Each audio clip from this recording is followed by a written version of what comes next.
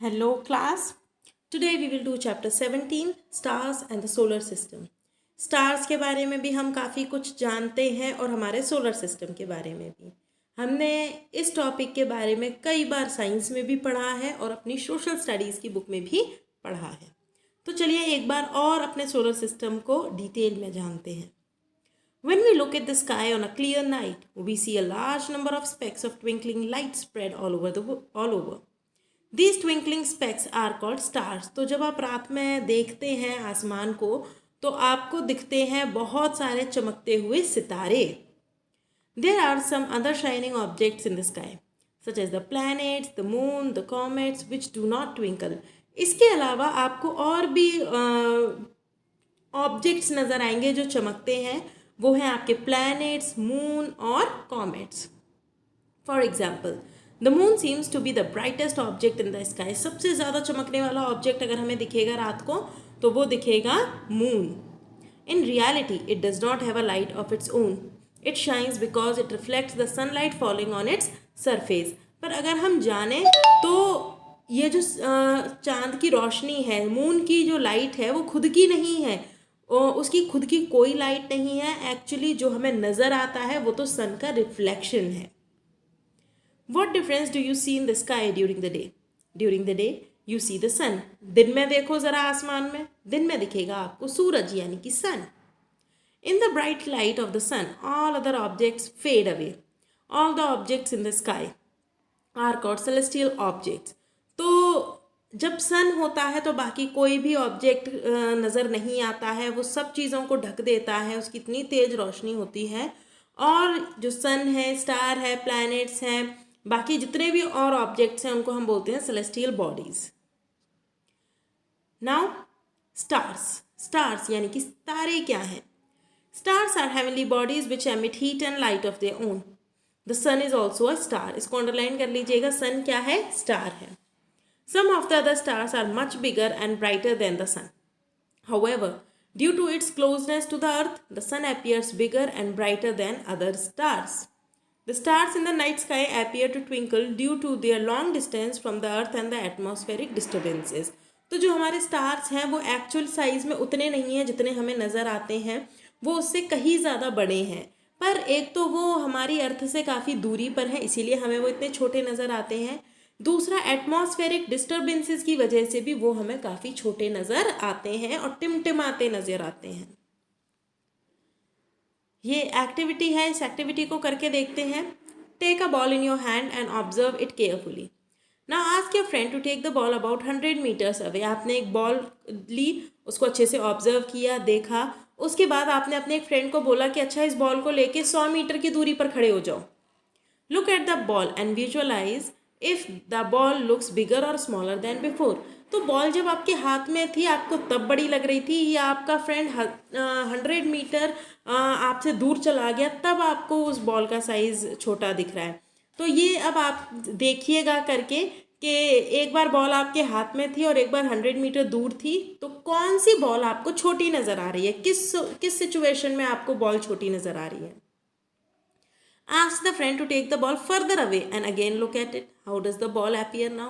अब अपने फ्रेंड को बोलिए कि ऐसा करो, बॉल लेके थोड़ा सा और दूर चले जाओ. तो ये हो गई तीसरी सिचुएशन. तो इन तीनों सिचुएशन में आप बताइएगा कि आपको बॉल तीनों बार कैसे नज़र आई. The above activity shows that objects appear smaller than they are when viewed from a distance. तो इससे हमें पता चला कि जितनी दूरी पर ऑब्जेक्ट होगा उतना ही छोटा हमें वो नज़र आएगा, चाहे वो एक्चुअली कितना भी बड़ा क्यों ना हो. This is the reason why when someone looks down at an object from a high rise building it appears much smaller. ठीक इसी तरीके से अगर आप एक ऊंची सी बिल्डिंग पर खड़े हो जाओ तो नीचे चलने वाले लोग, गाड़ियाँ बिल्कुल छोटे छोटे आपको नजर आएंगे. Now let us compare the distances of the sun and the stars from the earth. The distance between the sun and the earth is approximately, देख रहे हो, 150 मिलियन किलोमीटर. 150 मिलियन किलोमीटर दूरी है. The distance between Alpha Centauri and the Earth is approximately 40,000 billion kilometer. As we know, 1 billion is equal to 1,000 million. This clearly shows that the stars are farther away from the Earth than the sun. तो इस distance से हमें पता लग रहा है कि सन हमारे अर्थ के पास है और जो तारे हमें रात को नज़र आते हैं वो हमारी अर्थ से बहुत दूरी पर हैं. From such a long distance, they appear like small dots.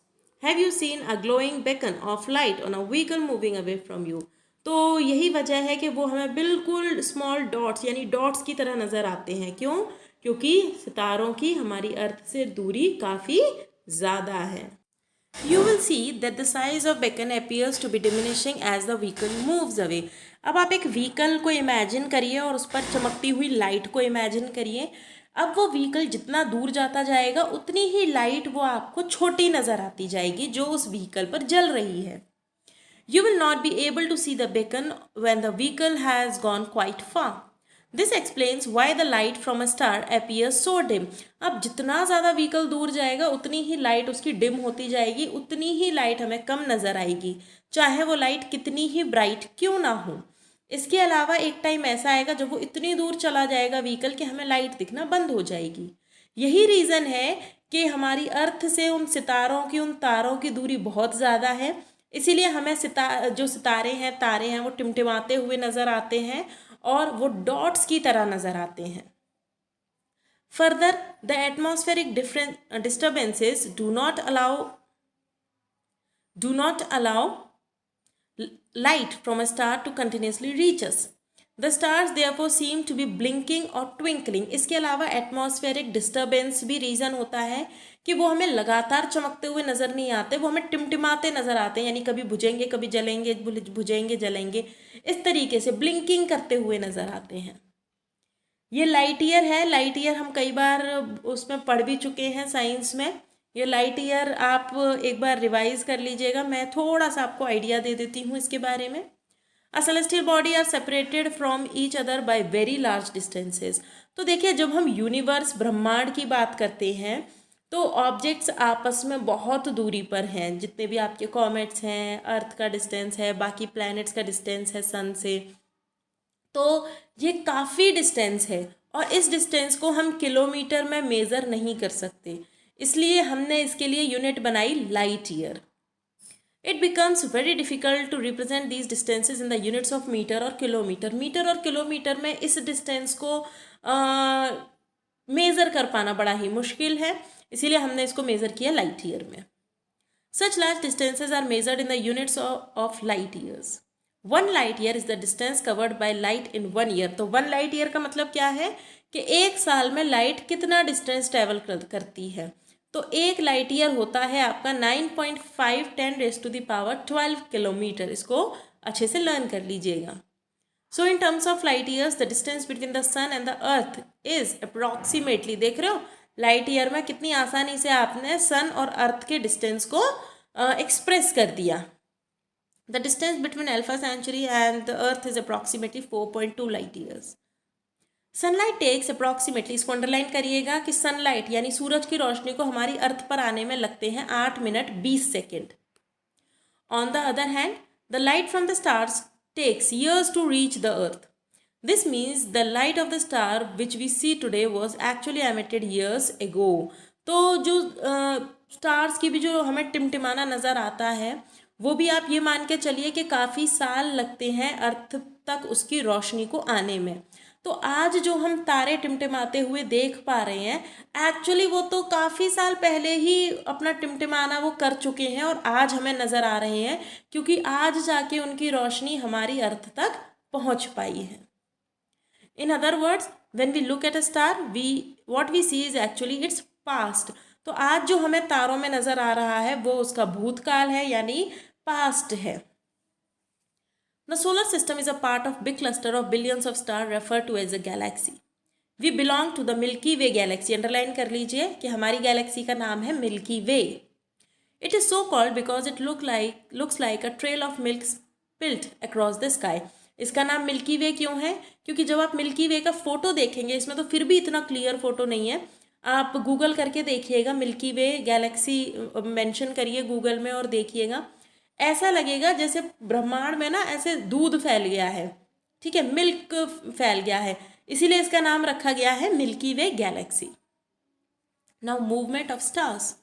When we look at the sun at different time, it seems as if it rises in the east and sets in the west. अब होता क्या है कि अगर आप सूरज को देखो तो ऐसा लगेगा कि वो उगा है ईस्ट से, सूरज उगता है ईस्ट से ऐसा मानते हैं, और ढलता है वो वेस्ट में. If we carefully observe the position of stars in the sky, they also appear to move from east to west. Even आप किसी एक स्टार को नोटिस करना, ऐसे रात को छत पे जाना और एक स्टार को नोटिस करना, आपको कुछ टाइम बाद ऐसा लगेगा कि ये स्टार भी मूव कर रहा है और इसका जो मूवमेंट है वो हो रहा है आपका ईस्ट से वेस्ट की तरफ. But you have learned in your previous classes that it is the earth that moves around the sun. Why do the sun and the stars then appear to move from east to west? While rotating, it appears to you as if your friends are rotating in the opposite direction. तो उसके लिए हमें ये activity करनी पड़ेगी, ये वाली activity, तब हम इसको अच्छे से समझ पाएंगे. Ask a few of your friends to stand in a circle. आपने अपने कुछ दोस्तों को बोला कि सर्कल में खड़े हो जाओ, घेरा बनाकर खड़े हो जाओ. You stand at the center of the circle formed and start rotating. अब आप क्या करना कि बीच में खड़े हो जाना और घूमना शुरू करना. Do you see your friends moving? क्या आपको आपके फ्रेंड्स मूव होते हुए नजर आएंगे? चलिए देखेंगे. How do they seem to you while you are rotating? अब घूम आप रहे हो, आपके फ्रेंड्स सर्कल में खड़े हुए हैं, घूम आप रहे हो, पर कैसा लगेगा जब आप घूम रहे हो तो? While rotating, it appears to you as if your friends are rotating in the opposite direction. तो अगर मैं बोलूँ कि आपने अपने फ्रेंड्स को इस तरीके से सर्कल में खड़ा कर दिया, आप बीच में खड़े हो गए और आपने घूमना शुरू किया, अब आपको ऐसा लगेगा कि आप नहीं घूम रहे हो, आपके फ्रेंड्स घूम रहे हैं, वो भी अपोजिट डायरेक्शन में. This is similar to what you observe when you look outside the window of a moving train और bus. It appears to you if the trees and other stationary things outside are moving in the backward direction. In a similar way, the rotation of the earth makes it appear as if the sun and the stars are moving in an opposite direction. अब होता क्या है, ये बिल्कुल उसकी तरह है कि आप ट्रेन या बस में बैठे हैं और आप खिड़की से बाहर झांक रहे हैं और आपको पेड़ चलते हुए नज़र आ रहे हैं पीछे की तरफ. यानी आपकी बस अगर चल रही है यहाँ पर तो आपको लगेगा कि पेड़ चल रहे हैं उल्टे, पर ऐसा होता नहीं है. पेड़ अपनी जगह पर रहते हैं, एक्चुअली आप मूव कर रहे होते हैं. इसलिए हमें सन भी मूव करता हुआ नज़र आता है, स्टार्स भी मूव करते हुए नज़र आते हैं, जबकि वो अपनी जगह पर है. मूव तो हमारी अर्थ कर रही है. Since the sun and the stars appear to be moving from east to west, it means that the earth rotates about its axis from west to east. हमें ऐसा लगता है जैसे कि ये सारी बॉडीज ईस्ट से वेस्ट की तरफ मूव कर रही हैं, पर होता इसके अपोजिट है. ये जो ऑब्जेक्ट्स हैं ये मूव नहीं कर रहे होते हैं, एक्चुअली हमारी अर्थ मूव कर रही है और उसका मूवमेंट है वेस्ट से ईस्ट की तरफ. However, there is one star that appears stationary from the earth. This is called the pole star. एक पोल स्टार यानी कि ध्रुव तारा एक ऐसा है जो हमेशा हमें एक ही जगह पर नजर आएगा.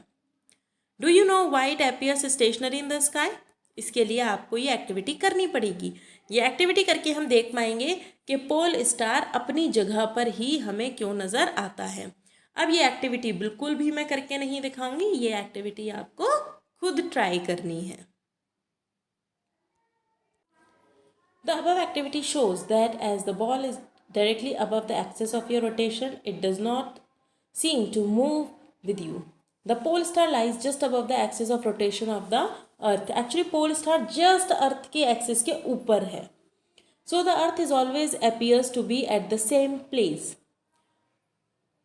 This makes the pole star useful for navigation purposes. तो navigation यानी कि रास्ता ढूंढने के लिए, डायरेक्शन ढूंढने के लिए भी pole star काफ़ी काम में आता है. This makes the pole star useful for navigation purposes.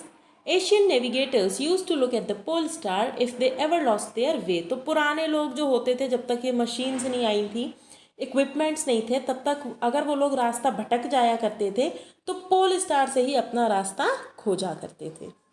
अब हम करते हैं सितारों के ग्रुप की बात, यानी कि कॉन्स्टिलेशन. काफ़ी सारे सितारे एक ग्रुप में. Sometimes when you look at the clear night sky, a group of stars seem to form a figure resembling a known shape or pattern. तो जब आप आसमान में देखेंगे तो कई बार आपको कुछ पैटर्न्स नज़र आएंगे, कुछ फेस बना हुआ नज़र आएगा, कोई चम्मच बनी हुई नज़र आएगी, कोई एनिमल नज़र आएगा।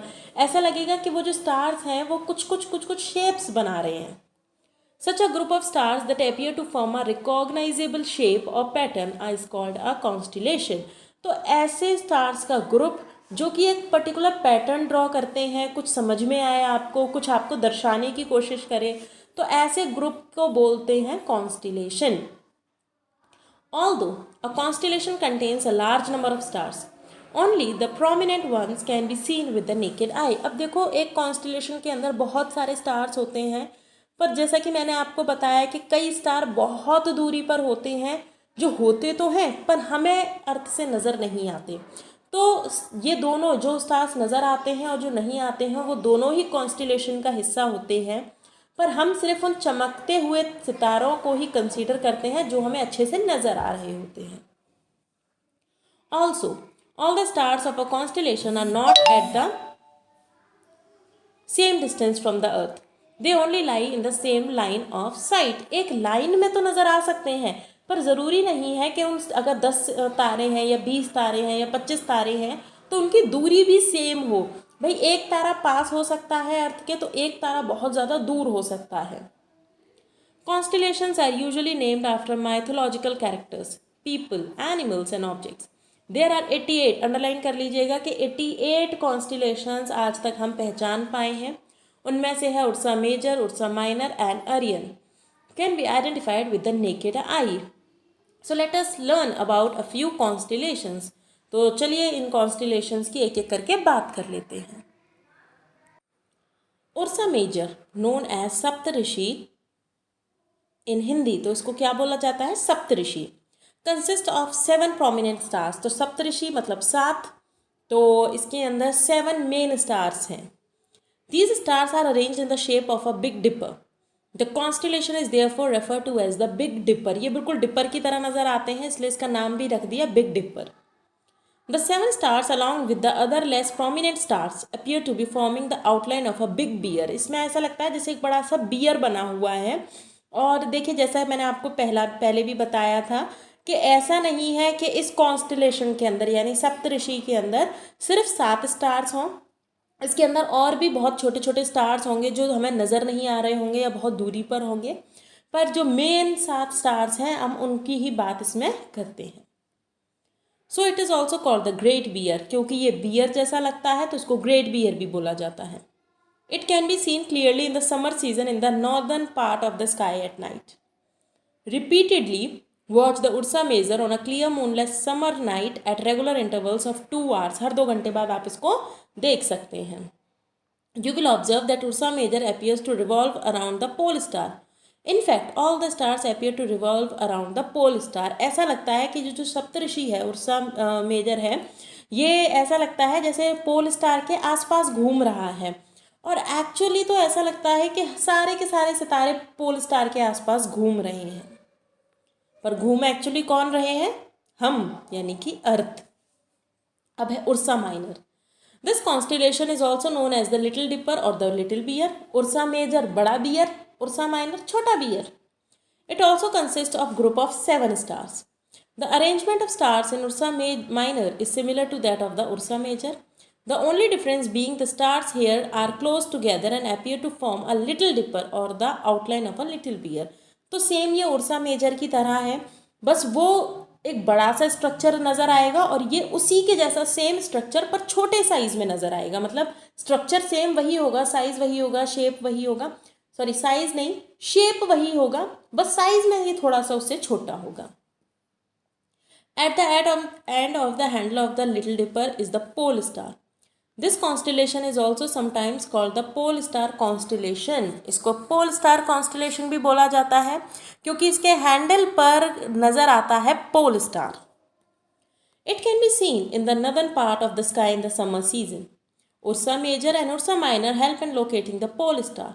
Late us perform an activity to understand this. तो ये एक्टिविटी है, अगेन ये एक्टिविटी आपको खुद करनी है। ओके, चलिए।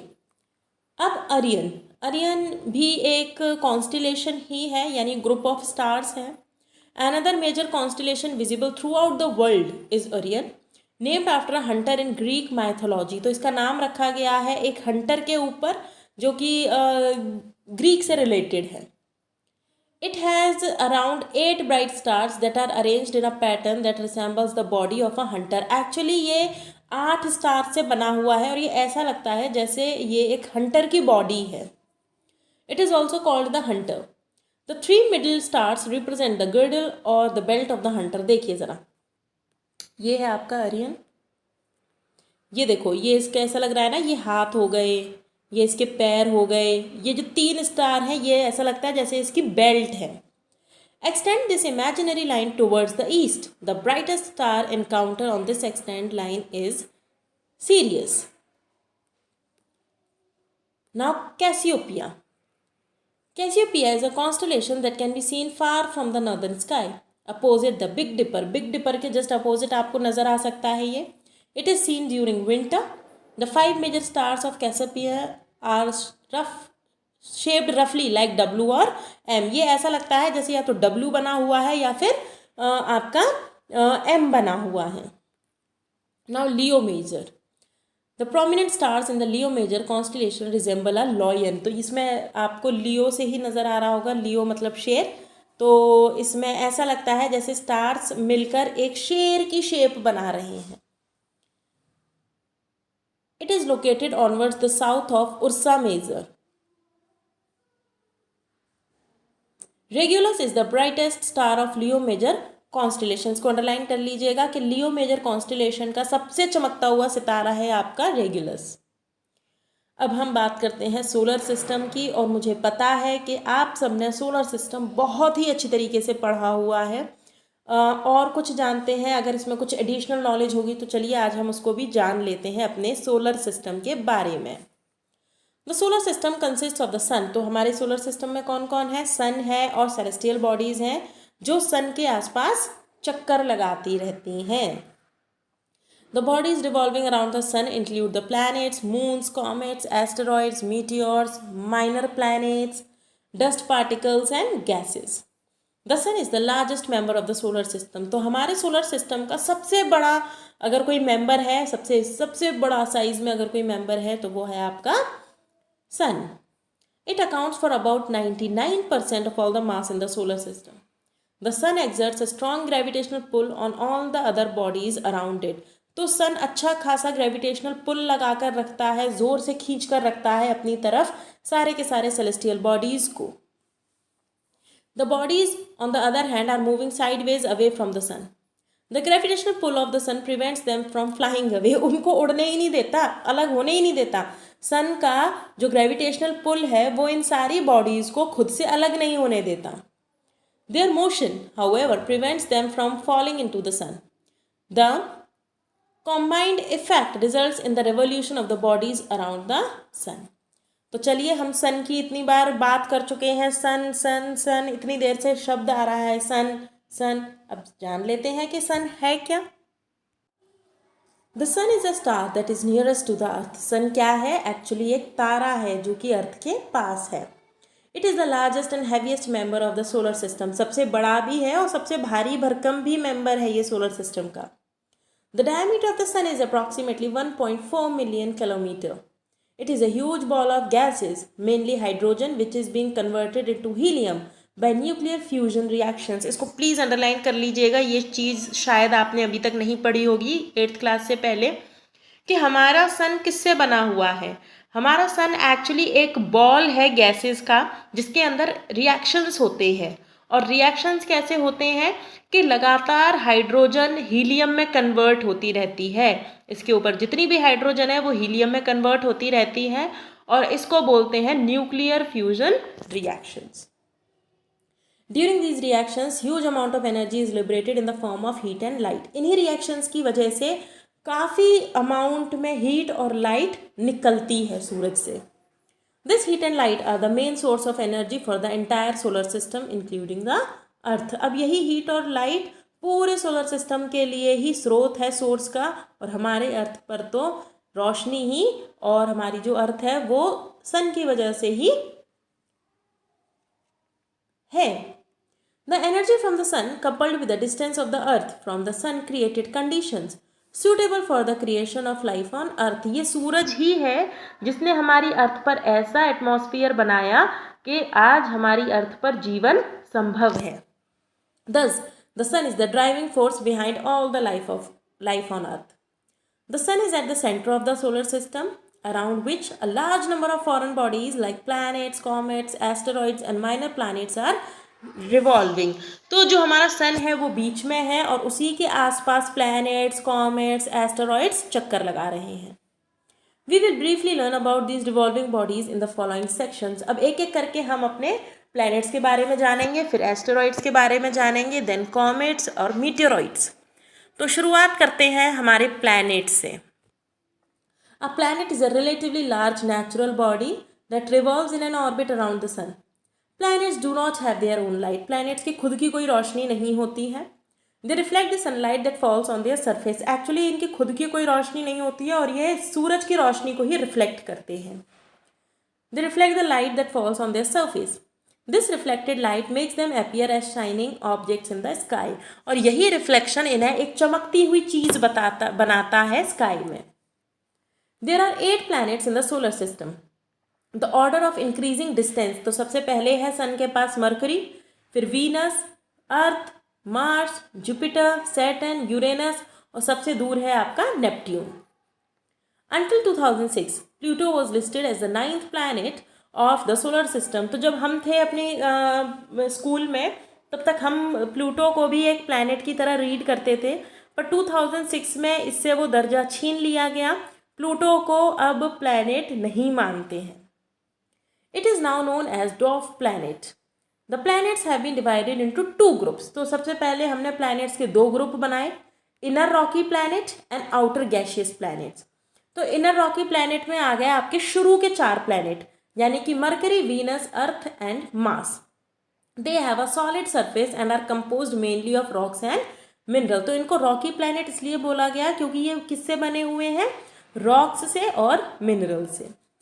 दूसरा ग्रुप है हमारा आउटर गैशियस प्लैनेट, यानी कि मार्स के बाद के जो 4 प्लैनेट हैं, भाई 8 प्लैनेट हैं, 4 प्लैनेट शुरू के हो गए आपके इनर रॉकी प्लैनेट और बाद के 4 हो गए आपके outer gaseous planet.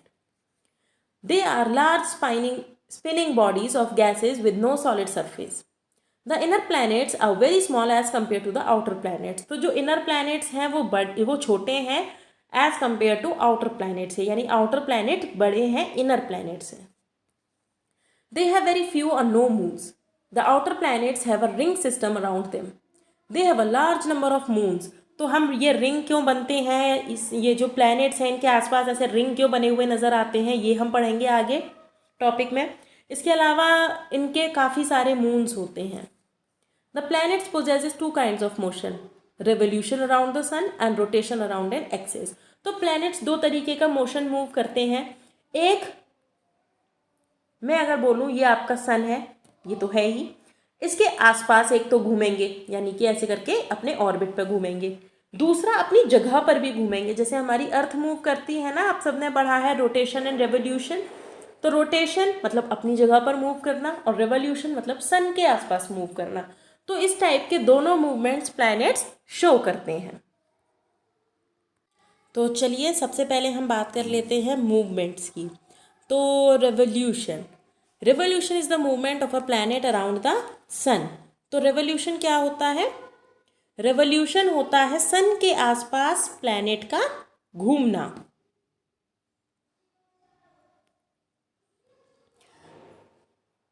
The path followed by a planet while revolving around the sun is called its orbit. और जिस जगह पर, जिस पाथ पर, जिस रास्ते पर जो प्लैनेट है वो सन के आसपास चक्कर लगाता है उसको हम बोलते हैं orbit. The orbits of planets are not perfect circles, while some are very nearly circles, others are more elongated. Each planet has its definite orbit around the sun। तो सब अपने अपने रास्ते चलते हैं, कोई एक दूसरे के रास्ते को नहीं काटता है, सबके रास्ते अलग हैं। मरकरी का अलग है, वीनस का अलग है, अर्थ का अलग है। This prevents the planet from colliding with one another. The time that a planet takes to complete one revolution is called its period of revolution। एक प्लैनेट एक रेवोल्यूशन कितने टाइम में कंप्लीट करता है ये कहलाता है उसका period of revolution. The farther a planet is from the sun, the greater will be its period of revolution. अब ये तो देखो सोचने की बात है। अगर मैं बोलूँ ये सन हो गया, ये एक प्लैनेट मूव कर रहा है, ये दूसरा प्लैनेट मूव कर रहा है अपने ऑर्बिट में, तो आप बताइए कि इसे ज़्यादा टाइम लगेगा या इसे ज़्यादा टाइम लगेगा? ऑफकोर्स इसको ज़्यादा टाइम लगेगा। तो कोई प्लैनेट जितना दूर होगा सन से उतना ही ज़्यादा टाइम लेगा रिवॉल्यूशन को कंप्लीट करने में। Mercury, which is closest to the sun, has the shortest period of revolution, approximately 88 days. जैसे कि मरकरी सन के सबसे पास है तो उसको सिर्फ 88 डेज लगते हैं अपना रेवोल्यूशन कंप्लीट करने में। The periods of revolution of Earth, Mars and Neptune are about 365, 687 and 164 Earth years. तो देख रहे हैं आप कितना टाइम बढ़ता चला गया जैसे जैसे प्लैनेट्स दूर होते चले गए।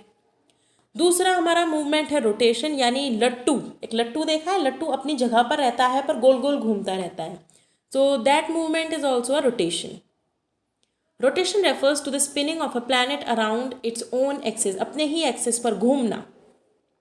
The rotation of a planet resembles a spinning top. The time planet takes to complete one rotation is called its period of rotation. तो एक रोटेशन को, एक प्लैनेट को जितना टाइम लगता है कंप्लीट करने में, यानी एक प्लैनेट एक रोटेशन को जितने टाइम में कंप्लीट करेगा उसको हम बोलेंगे period of rotation. For example, the period of rotation of the earth is approximately 24 hours. जैसे हमारी अर्थ को एक रोटेशन कंप्लीट करने में 24 घंटे लगते हैं। तो चलिए अब हम एक एक करके प्लैनेट्स के बारे में जान लेते हैं। सबसे पहले हम बात करेंगे मरक्यूरी की। मरकरी अर्थ की सन के सबसे ज़्यादा करीब है। Mercury called Budh in Hindi is the planet closest to the sun. तो मरकरी को हिंदी में बोलते हैं Budh. The glare of the sun makes it difficult to sight this planet. क्योंकि ये सन के बहुत ज़्यादा पास है तो सूरज की इतनी तेज रोशनी में इसको देख पाना थोड़ा सा मुश्किल रहता है। However, it can be observed near the horizon just before the sunrise or just after the sunset. हालांकि बिल्कुल सनसेट होने के बाद और सनराइज होने से जस्ट पहले आप इसको देख सकते हैं। Mercury is also the smallest planet in the solar system. It has a rocky and mountainous surface but has no atmosphere. इसके अंदर कोई एटमॉस्फेयर नहीं है और सबसे छोटा प्लैनेट है mercury. In the absence of an atmosphere, there are extreme temperature variations on Mercury. The day temperature reaches around 430 degrees Celsius, whereas the night temperature goes down to around -180 degrees Celsius. तो देखो हमारी अर्थ है, हमारी अर्थ का temperature maintain करने का काम होता है एटमॉस्फेयर का। एटमॉस्फेयर की ही गैसेज हैं जो हमारी अर्थ में गर्मी को बनाए रखती हैं। अब क्योंकि मरकरी पर किसी टाइप का कोई एटमॉस्फेयर नहीं है तो वहाँ का टेम्परेचर बहुत ज़्यादा चेंज हो जाता है दिन और रात में। दिन में जहाँ गर्मी हो जाती है 430 डिग्री सेल्सियस तक, वहीं रात में ठंड हो जाती है -180 डिग्री सेल्सियस तक। Distinct features, it shows large temperature variations. तो इसकी खासियत क्या है? तो मरकरी की खासियत है कि एक तो इस टेम्परेचर वेरिएशन अच्छा खासा है, देख रहे हो रात को इतनी ठंड और दिन में इतनी गर्मी। It has no moon of its own, खुद के कोई मून नहीं है। It has the shortest period of revolution around the sun. तो ये तो भाई ऑब्वियस सी बात है कि जब ये सन के पास है तो इसका जो रेवोल्यूशन पीरियड है वो भी कम है। अब है आपका लाइन में दूसरा प्लैनेट यानी कि वीनस।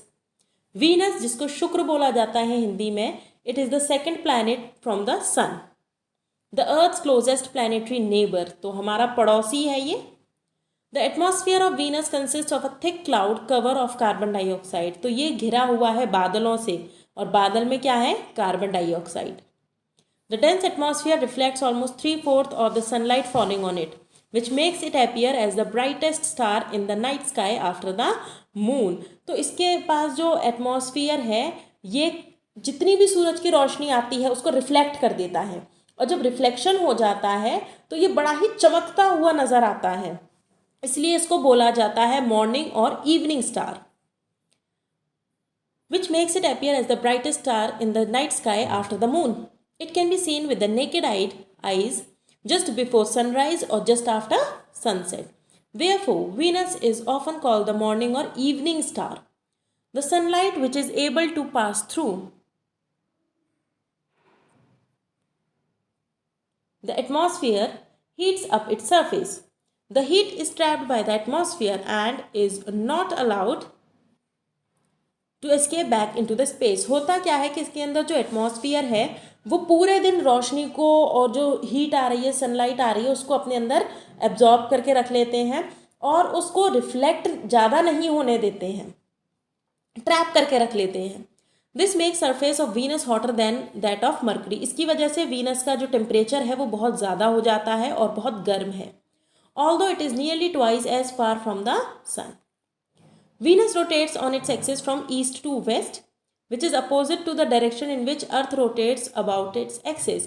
तो ये अर्थ हमारी घूमती है वेस्ट से ईस्ट और ये बिल्कुल अर्थ से उल्टा घूमता है ईस्ट से वेस्ट की तरफ. This may have been caused by a powerful celestial collision. Observation of Venus through a telescope reveals this just the moon. It also shows phases. Phases मतलब जैसे सूरज, ये मून आपको नज़र आता है ना, कभी पूरा नज़र आएगा, कभी थोड़ा नज़र आएगा, फिर और थोड़ा नज़र आएगा, फिर वो उसका साइज़ बढ़ता चला जाता है, घटता चला जाता है. तो ये कैरेक्टरिस्टिक वीनस भी शो करता है. अब देख लेते हैं इसकी कैरेक्टरिस्टिक्स क्या हैं. Just like Mercury it has no moon of its own. Mercury की तरह इसका खुद का कोई मून नहीं है. It rotates on it axis from east to west. It is the hottest planet of the solar system. It is the brightest object in the sky. तो brightest क्यों है और हॉटेस्ट क्यों है, इस बारे में भी हम बात कर चुके हैं. अब हमारी आ गई अर्थ की बारी, हमारा वो प्लैनेट जिस पे हम रह रहे हैं. वी लिव यानी कि पृथ्वी पर हम रह रहे हैं. It is the third planet from the sun. तीसरा नंबर है इसका सन से. It is the largest of the 4 rocky planets. तो जो इनर रॉकी प्लैनेट्स हैं उनमें सबसे बड़ा हमारा अर्थ है. About 70% of its surface is covered with water. This makes it appear like a blue ball from space. क्योंकि ये अच्छा खासा एरिया हमारी अर्थ का पानी से कवर है, तो ये हम स्पेस से अगर देखें अपनी अर्थ को तो ब्लू कलर की नज़र आती है, इसीलिए हम इसको बोलते हैं ब्लू प्लैनेट. अब इसकी 3 लेयर्स हैं, 3 लेयर्स मानी जाती हैं अर्थ की. The core that consist of the solid inner core and the molten outer core. Mental और crust. The Earth is surrounded by a thin layer of atmosphere which consists of a large number of gases. The atmosphere allows light and heat from the sun to reach the surface of the earth. तो हमारी अर्थ पर क्या है, atmosphere है और atmosphere के अंदर काफ़ी सारी गैसेस प्रेजेंट हैं और यही रीज़न है कि जो हमारी अर्थ है इसका टेम्परेचर मेंटेन रहता है. It however blocks the harmful ultraviolet rays just because कि हमारे एटमॉस्फियर में ओजोन गैस भी प्रेजेंट है, ओजोन लेयर प्रेजेंट है. तो ओजोन की वजह से जो हार्मफुल यूवी रेज हैं वो हमारी अर्थ तक नहीं आती हैं. The earth takes about 365 days to complete 1 revolution around the sun. This period is called 1 year. इसको बोलते हैं हम 1 साल, यानी 365 डेज लगते हैं अर्थ को सन का पूरा चक्कर लगाने में और इसको हम बोलते हैं 1 साल. It takes about 24 hours to complete 1 rotation on its axis. अपनी एक्सिस पर ये घूमती है 24 घंटे में, जिसको हम बोलते हैं एक दिन. The rotation of the earth on its axis causes day and night. The axis of the earth is tilted with respect to the plane of its revolution which is responsible for the change in season. इसके अलावा जो ये rotation होता है, rotation की वजह से होते हैं दिन और रात, और जो हमारी अर्थ है वो बिल्कुल सीधी नहीं है, अपने एक्सिस पर थोड़ा सा झुकी हुई है, जिसकी वजह से आपके सीजन्स चेंज होते हैं. The earth has one natural satellite called the moon. तो हम सब जानते हैं कि इसकी नेचुरल सैटेलाइट है moon. Distinct features. It is the only place in the solar system known to have life. तो इसकी खासियत क्या है कि पूरे सोलर सिस्टम में अगर कहीं पर जिंदगी है तो वो है अर्थ पर. It is known as the blue planet as about 70% of its surface is covered with water. क्योंकि 70% हिस्सा हमारी अर्थ का पानी से ढका हुआ है तो इसको हम बोलते हैं ब्लू प्लैनेट. अब हम बात करेंगे मार्स यानी कि मंगल ग्रह के बारे में. The radius of Mars is slightly more than half of the earth. Its mass is 1/10 that of the earth. The Martian soil contains large amount of iron which gives it a reddish look. तो जो Mars है वो मंगल ग्रह जो red colour का नज़र आता है. क्यों? क्योंकि इसकी जो मिट्टी है उसमें आयरन कंटेंट ज़्यादा है, जिसकी वजह से इसकी मिट्टी लाल रंग की है. It is therefore also refer to as the red planet, इसलिए इसको क्या बोला जाता है, red planet. The atmosphere of Mars is much thinner than that of the Earth. The surface of Mars is covered with canyons and channels.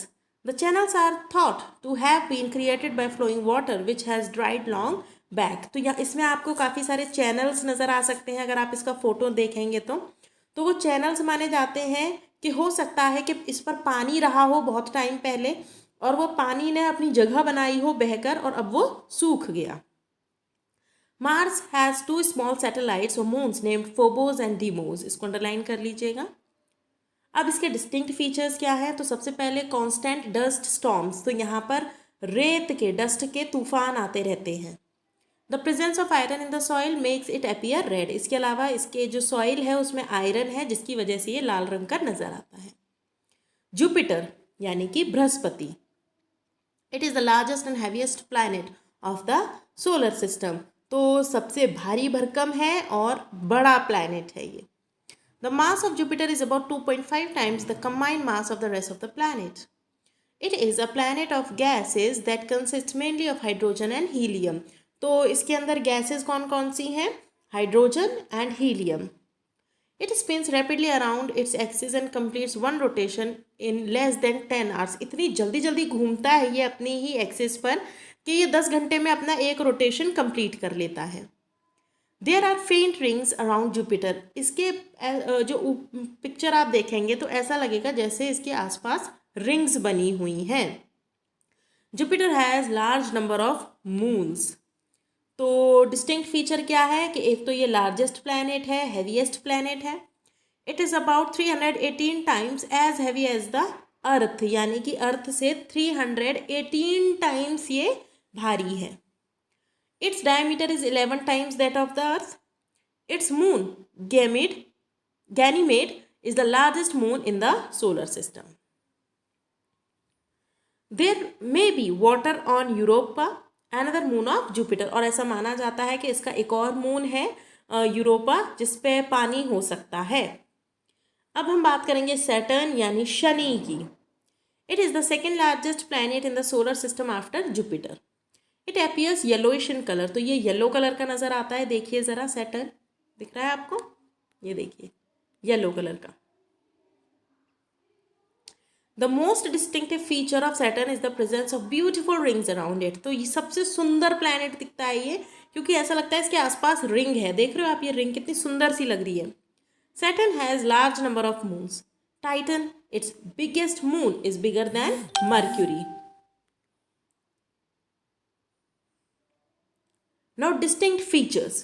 It has a set of beautiful rings around it. तो इसके distinct features क्या है कि एक तो इसके आसपास बड़े सुंदर सुंदर rings बने हुए हैं.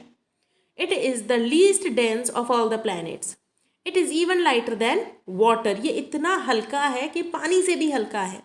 It means if we assume Saturn to be placed on the surface of water, then it would float. ये वज़न में इतना हल्का है कि अगर हम ऐसा इमेजिन कर पाएँ कि अगर हम इसको उठाकर पानी में डाल दें तो ये पानी के ऊपर तैरने लगेगा, डूबेगा नहीं. Now Uranus. It is the first planet to be discovered with the help of telescope by William Herschel in 1781. It also has rings around it. The atmosphere of Uranus is made of hydrogen, helium and methane. इसको underline करिएगा कि यहाँ पर आपको कौन कौन सी gases मिलेंगी, हाइड्रोजन, हीलियम और मीथेन. डिस्टिंक्टिव फीचर क्या है इसका, just like Venus, Uranus rotates about its axis from east to west. तो ये ईस्ट से वेस्ट की तरफ रोटेट करता है.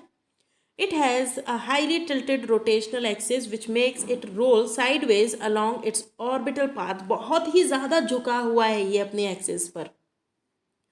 Therefore, instead of equator, its pole faces the sun. तो ये बिल्कुल ऐसा है कि अगर आपकी अर्थ बिल्कुल इस तरीके से हो जाए, ऐसे करके घूम रही है, ऐसे हो जाए, तो सूरज की रोशनी इक्वेटर पर ना पड़कर कहाँ पड़ेगी, पोल्स पर.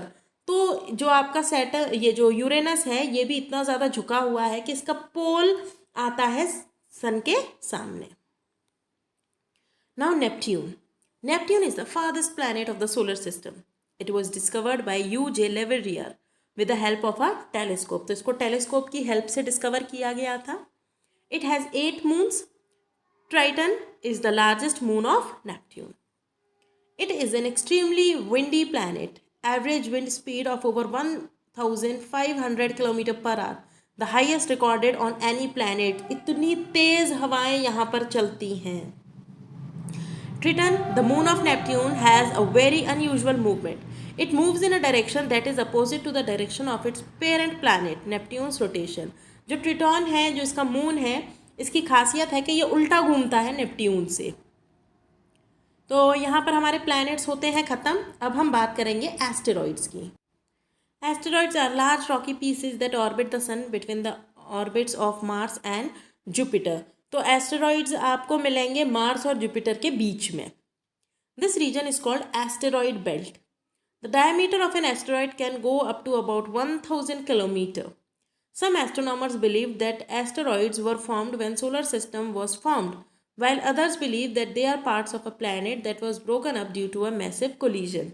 तो कुछ एस्ट्रोनॉमर्स मानते हैं कि ये जब सोलर सिस्टम बना तभी बन गए थे एस्टेरॉइड्स, पर कुछ एस्ट्रोनॉमर्स ये मानते हैं कि जो एस्टेरॉइड्स हैं वो प्लैनेट्स के ही टुकड़े हैं जो उनसे टूटकर अलग हो गए. Now comets. Comets are chunks of frozen gases and dust that revolve around the sun is highly elliptical orbits. तो कॉमेट्स क्या हैं? कॉमेट्स हैं आपके जमी हुई गैसेस के टुकड़े जो कि रिवॉल्व करते हैं सन के पास. Their period of revolution around the sun is very long. This is why they take a long time to return. काफ़ी दूरी तय करते हैं ये, जिसकी वजह से इनको लौटने में टाइम लगता है और इनका जो पीरियड होता है जो डिस्टेंस ट्रैवल करने का वो काफ़ी ज़्यादा होता है. Comets have a small solid part surrounded by a cloud of glowing gases. The surface of the comet begins to vaporize as it approaches the sun, forming a bright sphere followed by a gas tail and dust tail. होता क्या है कि जैसे जैसे ये सूरज के पास जाता है वैसे वैसे जो गैसेज हैं वो वेपोराइज होना शुरू कर देती हैं और ऐसा लगता है कि एक चमकती हुई चीज़ चली आ रही है और उसके पीछे पीछे उसकी टेल चली आ रही है. The tails lighten as the comet moves closer to the sun and are always directed away from the sun. तो जो टेल का डायरेक्शन होता है that is always opposite that of the sun. Comets can be seen from the earth when they are close to it. One of the best known comets is Halley's comet. तो comet हमें तब नज़र आते हैं अर्थ से जब ये अर्थ के काफ़ी पास आ जाते हैं. इसमें से एक है हेलीज कॉमेट जो हर 76 साल बाद नज़र आता है, यानी 76 ईयर्स के गैप से ये नज़र आता है. लास्ट टाइम ये दिखा था 1986 में और अब माना जा रहा है कि ये दिखेगा 2061 में. Now meteors and meteoroids. Meteors and meteoroids are stone-like structures that revolve around the sun. तो ये बिल्कुल ऐसे पत्थर के से स्ट्रक्चर होते हैं जो कि सन के आसपास चक्कर लगाते रहते हैं. They can be pieces of asteroids or comets.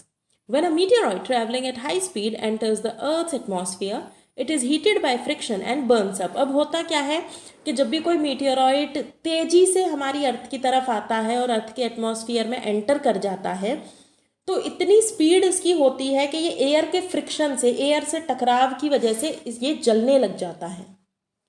It is seen from the earth as a glowing streak of light because of which it is also called a shooting star. तो ये ऐसा लगता है जैसे टूटता हुआ तारा, इसीलिए इसको हम बोलते हैं shooting star. Some large meteors that are able to reach the earth's surface before vaporizing completely are known as meteoroids. कई बार क्या होता है कि ऐसे मीटियोर्स भी होते हैं जो पूरी तरीके से नहीं वेपोराइज हो पाते हैं और वो अर्थ के सरफेस को हिट करते हैं. The study of meteoroids gives us an insight into the nature of material from which heavenly bodies are made. The impact of a large meteoroid hitting the earth may sometimes create huge craters. और जब ये अर्थ के surface से टकराते हैं तो बड़े बड़े गड्ढे बना देते हैं और उन बड़े गड्ढों को, उन बड़ी जगह को बोलते हैं craters. The meteor crater located near Winslow in the northern Arizona desert of the United States is one such example. The crater is about 1200 meter in diameter and about 170 meter deep. भाई तेजी से अगर कोई चीज़ टकराएगी अर्थ के surface से तो कम से कम इतना तो डैमेज वो करेगी. Now natural satellites. A natural satellite or moon is a body that revolves around a planet. All the planets of the solar system except Mercury and Venus have natural satellites. तो natural satellite यानी कि planet के आसपास घूमने वाली natural body. अब Venus और mercury को अगर हम छोड़ दें तो बाकी सारे प्लैनेट्स के पास अपना अपना मून है, नेचुरल सैटेलाइट है. The earth has only one moon where is Mars has 2, Jupiter and Saturn have large number of moons. तो चलिए सबसे पहले हम मून के बारे में पढ़ लेते हैं, यानी चंदा मामा. Moon is the earth's only natural satellite. Its radius is about 1/4 that of the earth. The surface of the moon is dusty and highly cratered. बहुत सारे गड्ढे हैं सन के सरफेस पर, सॉरी सन नहीं, मून के सरफेस पे, we are talking about moon. तो मून के सरफेस पर काफ़ी सारे क्रेटर्स हैं, यानी कि गड्ढे नजर आते हैं. The craters were probably created by the impact of asteroids और meteors hitting its surface. It also has high mountains which are steep.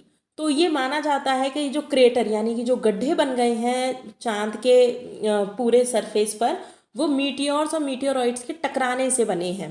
ठीक है, मीटियोर्स और एस्टेरॉइड्स के टकराने से बने हैं ये गड्ढे. और यहाँ पर पहाड़ भी हैं, माउंटेन्स हैं.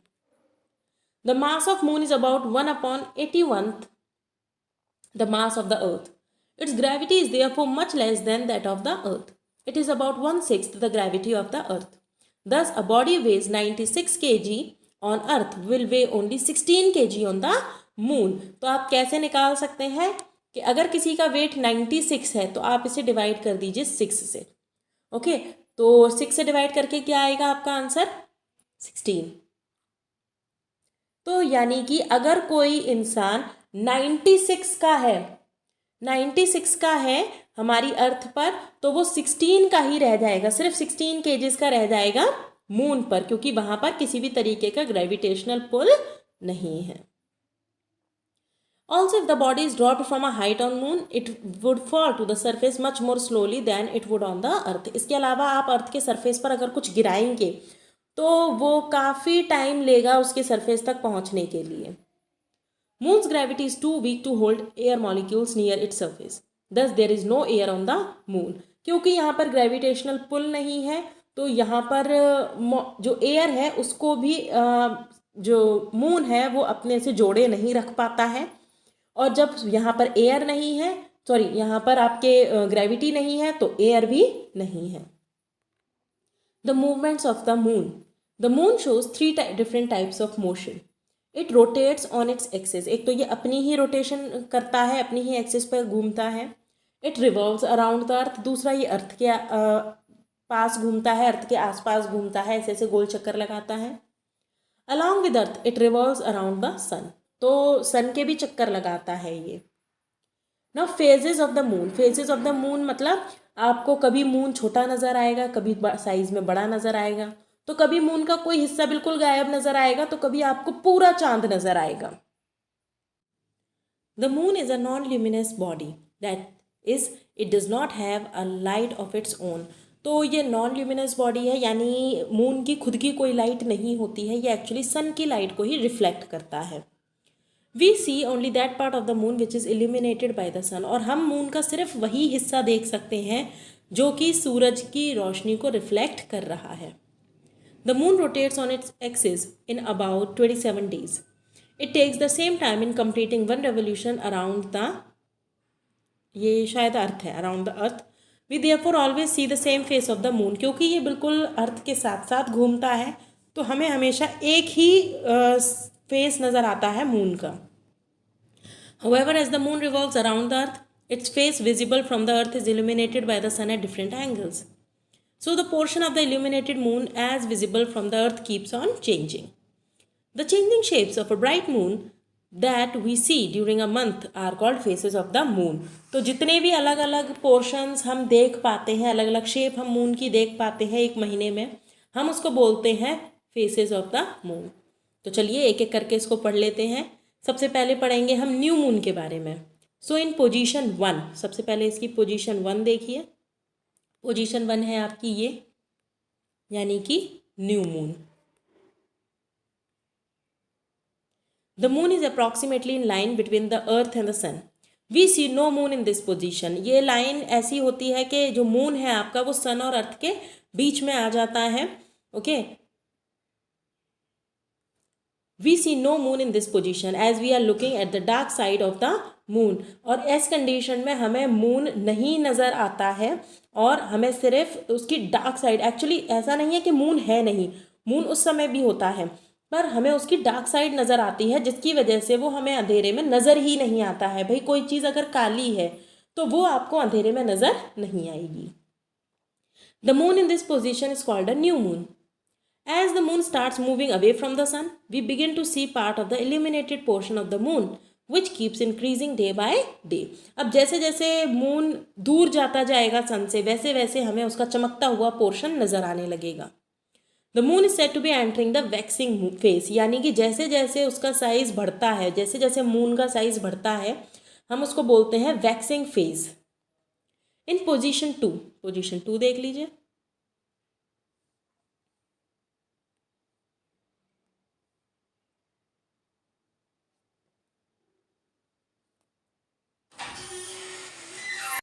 In position 2, we see a thin part of the illuminated moon called waxing crescent.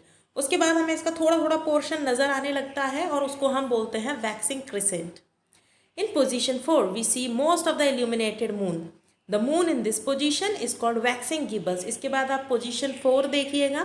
Fourth position में आपको बहुत बड़ा हिस्सा मून का नज़र आने लगता है और इसको हम बोलते हैं waxing gibbous. Fifth position, the moon is farthest from the sun on the other side of the earth. In this position, the entire illuminated part of the moon is visible from the earth. The moon in this position is called full moon. तो देखिए, अब full moon देखिए, ये हो गया आपका full moon और full moon में आपको पूरा का पूरा moon नज़र आ रहा है। From position 5 moon again starts moving towards the sun. जब आप पोजीशन 4 से पोजीशन 5 की तरफ जाते हैं तो 5 से जब हम आगे जाते हैं तो वो सूरज से दोबारा से पास आने लग जाता है, सन के पास आने शुरू हो जाता है। Therefore the size of the illuminated portion of the moon as visible from the earth start decreasing. उसके बाद वो दोबारा वही चीज़ शुरू हो जाती है कि जैसे जैसे वो सन के पास जाएगा वैसे वैसे उसका जो इल्यूमिनेटेड पार्ट है, जो हमें पूरा का पूरा जो चांद दिख रहा था, अब वो कम होता चला जाएगा। Position 6 and 8 represent waning gibbous and waning crescent.